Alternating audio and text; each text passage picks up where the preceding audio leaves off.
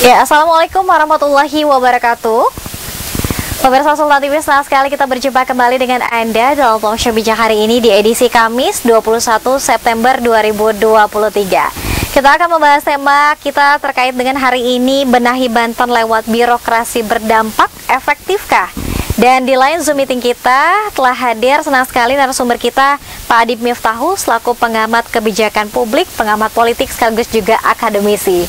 Assalamualaikum Pak Adib, selamat siang.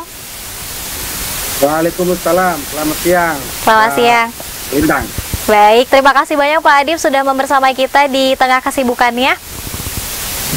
Ya, sama-sama. Ya. Siap. Baik, Pak Adib mungkin boleh sebagai statement awal terlebih dahulu terkait dengan ekspedisi birokrasi berdampak yang sudah dilakukan oleh Pemprov Banten.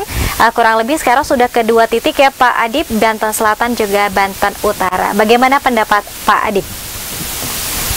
Ya, yang pertama saya menyoroti dalam perspektif kritis, ini adalah menurut saya pencitraan. Kenapa saya katakan seperti itu? Tupoksi dari aparatur sipil negara yang dirangkum dalam OPD itu, tugas pokok fungsinya sudah jelas. Di RPJMD maupun rencana jangka panjang ke depan, itu pola pembangunan semua kebijakan sudah tertuang gitu. Jadi kalau ada namanya ekspedisi birokrasi, ujungnya misalnya seperti bantuan air bersih saat kekeringan, misalnya bantuan membuat masjid segala macam. Saya kira sih ini hanya pencitraan saja sebenarnya. Kita tahu ini tidak lebih dari sebuah kebijakan politik menurut saya ya. Karena PJ Al-Muktabar ini menurut saya kan, saya malah menjuluki beliau tuh seperti the real gubernur. Karena apa? Beliau itu berkuasa menurut saya PJ yang paling lama gitu loh. Hampir saya hitung bisa sampai 3 tahun begitu. Nah, makanya saya bilang bahwa kandungan paracetamol dengan konsentrasi proses pencitraan begitu loh. Karena memang yang sudah dikerjakan sekarang itu sudah dikerjakan oleh OPD begitu. Jadi saya kira ya ini hanya pencitraan saja begitu. Yang kedua adalah pesannya jelas. Kalau memang ekspedisi birokrasi ini kan sesuatu tidak ada yang baru. Sama saja memberitahukan kepada publik, ya OPD itu kerjanya nggak maksimal. Kan gitu kira-kira. Karena yang dikerjain oleh PJ Gubernur itu tidak ada yang baru menurut saya. Bikin masjid, saluran misalnya soal pangan, bagaimana soal pemenuhan kebutuhan air bersih saat kemarau begitu. Ini kan sebenarnya sudah kerjaan sehari-hari para OPD itu sampai level yang terendah gitu loh. Jadi kalau misalnya ada kebijakan seperti ekspedisi birokrasi, saya malah melihatnya lebih ke kritis gitu.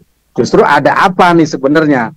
Apakah ini metode belusukan gubernur, PJ Gubernur karena punya sahabat politik di 2024 kah? Atau bagaimana? Tetapi yang kedua mengindikasikan secara komunikasi menurut saya pesannya jelas. OPD di Banten ini nggak bekerja maksimal gitu kalau saya lihat. Kenapa ada ekspedisi birokrasi? Sehingga ada muncul Al-Muktabar itu bisa megang selang ada airnya, bukan tugas dia gitu loh. Serahkan saja sama honorer, serahkan saja sama level yang terendah, kirim air selesai kan gitu. Jadi menurut saya dua hal itu yang saya pengen ungkap. Yang satu adalah pencitraan karena ini adalah tahun politis. Yang kedua adalah kasihan OPD yang ada begitu.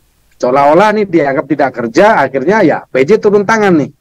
Jadi hal-hal seperti misalnya mengorganize birokrasi, bagaimana agar birokrasi tanggap terhadap permasalahan, saya kira ini sudah bukan sesuatu yang baru begitu loh. Ini yang bisa saya gambarkan, Mbak Dea begitu.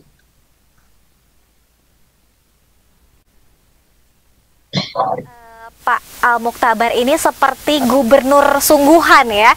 Tapi kalau misalnya kita kembalikan lagi kepada undang-undang atau mungkin SK tugasnya, harusnya seperti apa sih PJ gubernur ini bertugas pada satu daerah untuk menggantikan gubernur lama hingga kemudian periode tertentu? Apa yang sebetulnya diamanatkannya itu pekerjaannya seperti apa Pak Adib? Ya, saya rasa kan sama, bahwa Pemprov itu adalah kepanjangan tangan dari pemerintah pusat. Dia hanya mengorganize saja bahwa kebijakan pemerintah pusat dengan kebijakan kota-kota kabupaten itu bisa sinkron saja sebenarnya. Kan gitu kira-kira. Nah, inilah yang harus dikerjakan oleh dia gitu. Kalaupun misalnya kebijakan itu tinggal mendrive saja sebenarnya, karena masing-masing OPD itu sudah punya rencana, makanya punyalah namanya Bapeda kan gitu, Badan Perencanaan Daerah gitu. Jadi makanya kalau Anda tanya tadi itu ekspedisi birokrasi sesuatu yang wah yang baru, nggak ada menurut saya gitu loh. Karena memang ya tugasnya sudah ada semuanya, kan gitu. Mitigasi soal bencana kekeringan, OPD itu pasti punya. Ketika bahan sembako naik misalnya, itu pun mereka sudah punya rencana. Bagaimana jalan rusak, bagaimana stunting itu ada, itu semuanya sudah punya.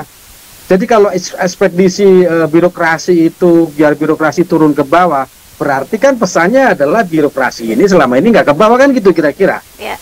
Kalau ada Pak Al-Muktabar sampai nyumbang air, bikin masjid segala macam, berarti memang birokrasi ini nggak bergerak maksimal, sehingga harus PJ yang turun langsung kan gitu kira-kira. Nah, saya kira inilah yang malah mendelegitimasi peran-peran OPD menurut saya gitu loh. Nggak usah ada birokrasi, nggak usah ada birokrasi ekspedisi birokrasi, tapi fungsikan saja bagaimana pengawasan, bagaimana soal supervisi, bagaimana perencanaan, ya dieksekusi dengan baik. Saya kira cuma hanya perlu di situ sebenarnya. Nggak usah harus ada istilah baru segala macam. Toh sama aja sebenarnya gitu loh. Itu yang bisa saya sampaikan Mbak Dea gitu. Ya, baik. Barangkali Pak Adip ada mungkin satu hal yang menarik barangkali ya Pak Adip, ketika misalnya kita melihat bahwa Pak PJ Gubernur ini menggandeng seluruh OPD untuk turun tangan dalam satu titik waktu yang bersamaan, namun OPD yang berbeda-beda sehingga ini melakukan banyak aksi di sana. Lalu di sini juga ada tajuk yang kemudian dipilih oleh Pemprov adalah berdampak. Sejauh apa dampaknya, atau Pak Adip juga ini tidak melihat dampak apapun? Atau seperti apa Pak? Iya. Kalau bicara soal bagaimana mengorganize OPD dalam waktu tempo yang bersamaan, menyelesaikan sesuatu punya dampak, ya memang kerjanya seperti itu. Terus apa yang baru gitu loh? Berarti selama ini mereka kan nggak maksimal. Saya akan mengulang seperti itu lagi begitu loh. Makanya contoh misalnya ketika ada COVID, contoh lah ya, OPD itu harus bersinergi dengan semua segala macam lintas sektoral menyelesaikan sesuatu yang harus diselesaikan. Kan memang itu tantangan kerja mereka begitu. Makanya tadi saya katakan, produknya apa sih? Ya hanya sumbang-sumbang air, hanya bagaimana soal bangun masjid. Pak PJ nggak usah ada ekspedisi bergerak, sudah ada semuanya. Semua pemerintah provinsi dan kabupaten itu sudah punya rencana kerja mereka. Nah, renja itulah kenapa harus disuntik keluar APBD-nya itu sekian triliun per tahun. Itu jadi kunciannya gitu loh. Justru yang terpenting adalah bagaimana APBD itu tepat sasaran gitu loh. Makanya saya kritis dalam hal ini. Saya kira ini adalah tahun politik. Ini kental sekali dengan bagaimana sahabat politik. Ada yang menurut saya pencitraan yang luar biasa. Menurut saya gitu. Karena memang yang dikerjakan itu nggak ada yang luar biasa.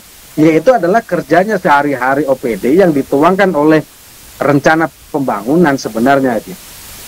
Jadi menurut saya itu gitu. Ya, baik. Baik, cukup tegas ya Pak Adip. Dan bagaimana menurut Pak Adip ketika misalnya ini kan sudah selatan, kemudian utara, mungkin juga nanti akan ada rencana Pemprov Banten juga bersama dengan OPD lain untuk kemudian mengunjungi titik-titik lain masih dalam tajuk yang sama. Bagaimana Pak Adip? Ya, saya kira ini hanya pengulangan saja, ya, lebih ke seremonial gitu kan. Karena saya kira semua OPD itu sudah punya peta di mana sih mereka harus mengeluarkan sebuah kebijakan anggaran untuk perubahan kepada masyarakat gitu. Mereka pasti punya. Ketika misalnya Banten dilanda kemarau begitu, mana daerah yang harus kita bantu soal air bersih? Bagaimana ketika kita akan menciptakan sumur-sumur air bersih baru bagi masyarakat? Itu mereka pasti sudah ada. Bagaimana misalnya kedekatan mereka dengan akses pendidikan? Mereka sudah punya semuanya gitu loh. Jadi kalau OPD itu masih bergerak, ini saya kira memang ya biasalah. Dalam ASN itu kan bagaimana top leader. Siapa yang berani bilang enggak kalau PJ-nya bilang kepada sekelas kasih, sekelas kadis kan gitu kira-kira. Makanya saya bilang ini tidak ada sesuatu yang baru begitu. Udahlah, cukuplah bagaimana rencana pembangunan dieksekusi dengan baik dan ini masalah buat masyarakat. Ini baru kita bicara dampak gitu loh. Anggaran dikeluarkan sesuai dengan kebijakan, masyarakat senang, ada dampaknya, ada manfaatnya. Ini namanya berdampak. kalau hanya sekedar seperti ini, saya kira ini kental akan dalam tanda kutip pesanan-pesanan politik gitu loh. Makanya saya katakan, saya awalin tadi itu, Pak PJ ini menurut saya memang calon potensial juga kalau dalam perspektif politik itu maju ke pemilihan gubernur selanjutnya. Makanya saya menengarai gitu, menduga jangan-jangan memang ini ada sahabat politik yang terselubung gitu loh kira-kira. Ya, baik. Baik, terakhir Pak Adip, jika tadi OPD seluruhnya adalah sudah memiliki agenda pasti ya dalam renjanya, kemudian juga sudah ada anggarannya. Ketika Pak PJ Gubernur hadir di sana, apakah cukup efektif untuk kemudian mengakselerasi program kerja yang sudah dibangun oleh OPD, ataukah ya sudah biasa-biasa saja Pak? Ya, tupoksinya PJ memang harus di situ. Saya kira memang harus efektif, karena dia kan memastikan, benar nggak OPD ini ketika membuat sebuah kebijakan, dalam tanda kutip ekspedisi birokrasi ini, kena nggak? Ada dampaknya nggak? Memang betul. Tetapi ketika misalnya dia nggak usah harus ke lapangan, dari belakang meja juga sudah bisa mengecek bahwa itu bisa dieksekusi dengan baik gitu loh. Tetap ada cara kan gitu kira-kira. Memang ada dampaknya atau tidak? Makanya sebenarnya di akhir tahun itu saya kira serapan anggaran kan tinggal dihitung. Bagaimana silpanya kan gitu kira-kira. Apakah terserap dengan baik? Skala prioritas yang sudah kita rencanakan begitu. Karena PJ ini menurut saya kan tadi saya katakan sekitar 3 tahun nih Pak Al-Muktabar ini berkuasa gitu. Saya kira beliau paham karena juga backgroundnya adalah sekda kan gitu tadinya. Makanya sebenarnya ya efektif karena dia mengecek di lapangan langsung begitu. Tapi kan kita bisa lihat bahwa OPD itu biasanya kalau ada gubernurnya di lapangan, kepalanya di lapangan, pemimpinnya di lapangan, semuanya pasti berjalan dengan baik. Tetapi kan itu hanya catatan kertas begitu loh. Yang pasti adalah betul tidak masyarakat itu. Tetapi memang yang dilakukan PJ saya kira ya memang harus seperti itu. Makanya tadi saya kasih gambaran bahwa resumenya adalah ada perencanaan anggaran yang dikeluarkan sesuai dengan rencana nggak?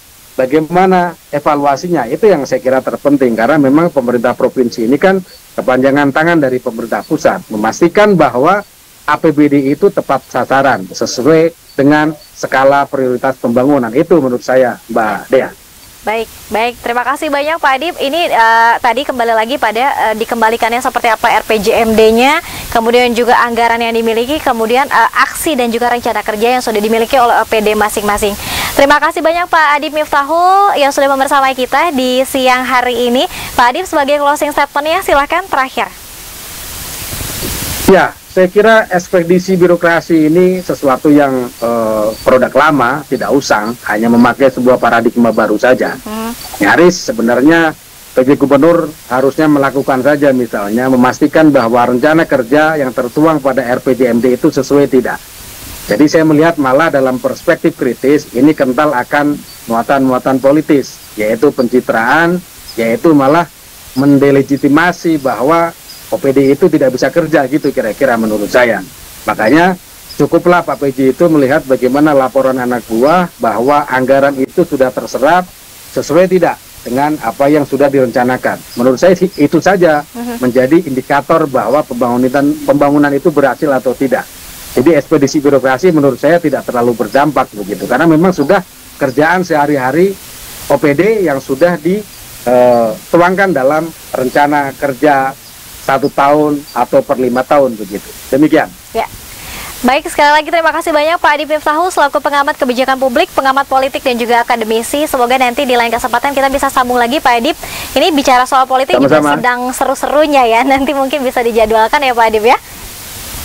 Siap. Baik. Siap. Sama-sama, terima kasih. Assalamualaikum. Waalaikumsalam warahmatullahi wabarakatuh. Dan pemirsa, terima kasih banyak atas kebersamaan Anda. Tentunya nanti kami hadir kembali dalam talk show Bincang hari ini, tentunya dengan pembahasan dan juga tema-tema menarik lainnya. Akhir kata, saya Delin Tawangi beserta seluruh kerabat kerja pamit undur diri. Terima kasih atas kebersamaan Anda. Wassalamualaikum warahmatullahi wabarakatuh.